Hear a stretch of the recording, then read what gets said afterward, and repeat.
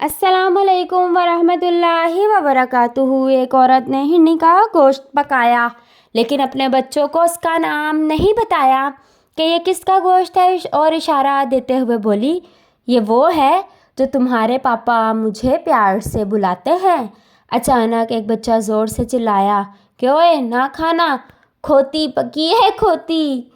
शादी से एक दिन पहले होने वाली बीवी का मैसेज आया, हमारी शादी नहीं हो सकती, सॉरी, क्योंकि मेरी शादी कहीं और फिक्स हो गई है। दूल्हा टेंशन में आ गया। कुछ देर बाद दूसरा मैसेज आया, सॉरी, गलती से आपको भेज दिया। दूल्हा फिर टेंशन में आ गया।